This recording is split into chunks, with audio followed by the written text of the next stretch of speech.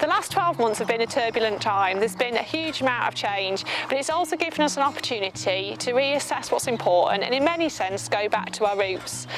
They do say that the best evolution happens in a time of crisis, and as Charles Darwin said, it's not the strongest of species that survive, nor the most intelligent, but it's the ones that are most responsive to change.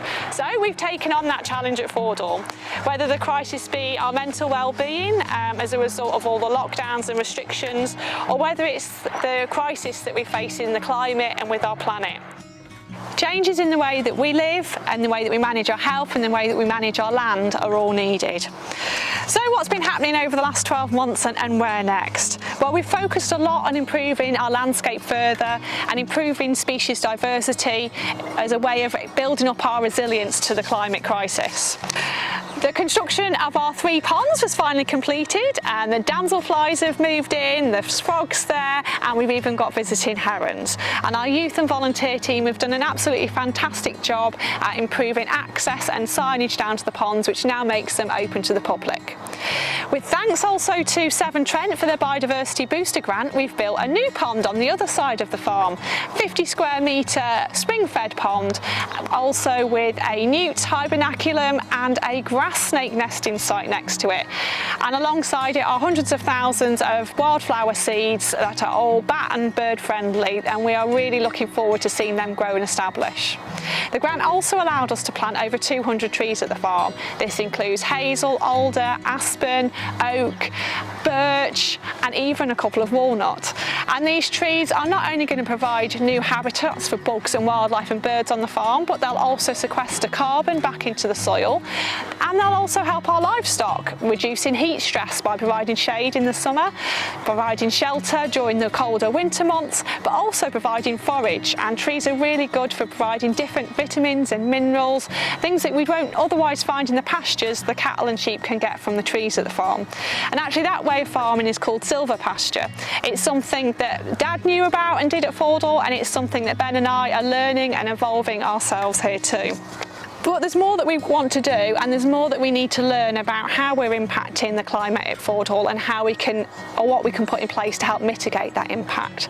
And we want to hear from you. We know there's a huge amount of knowledge and experience between you guys, our members. We want to draw on that this afternoon in the first workshop, and also gather your ideas of how much focus you think we need to put on it over the coming years. Community involvement of Fordhall's also increased dramatically over the last 12 months. We became a place of calm and reflection for many people. Our farm trails remained open throughout all of the lockdowns, and we opened up new trails such as those to the 3 ponds and our Welly Walk. Our Care Farm and Youth project also continued, providing outdoor care, and we introduced our new afternoon amble for those struggling with feelings of loneliness and isolation. And all our outdoor events at the farm really flourished, and we saw a great appreciation for green spaces and nature throughout that.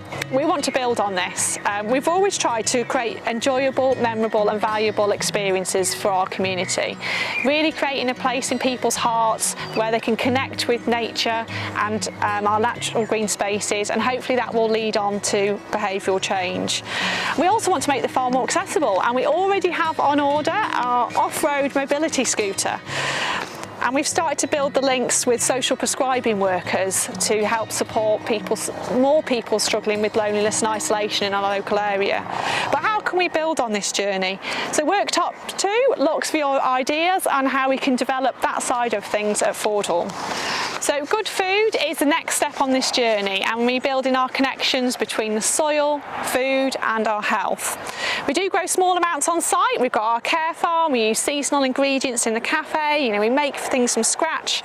All of Ben's livestock is sold direct. We do all our own butchery and processing on site, and we celebrate the benefits of local with our customers, and we even bring that to weddings and functions that we hold here. This year we're also trialling having a resident nutritionist on site to help us celebrate that even further. And we've already begun by running some sessions with clients of our local food bank, offering them nutrition and cookery workshops.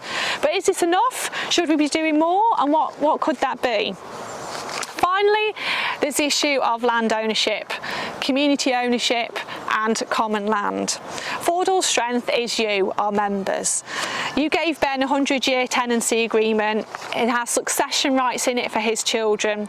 And in creating Fordhall, you've helped break down so many of those barriers that exist with people trying to enter the agricultural industry. And since then, I've worked with many land-based community enterprises, offering them mentoring support and kind of sharing our learning at Fordhall to support them on our journey. But we know we could share this knowledge wider. Perhaps it's about building more partnerships with other organisations, or perhaps it's about buying another farm and offering another opportunity to somebody else, as that opportunity was offered to Ben and I by all of you many years ago. But is another farm too big? Should it be more working with partnerships? What are those options? What should that dream be? We'll leave these afternoon sessions to work it all out a little bit further.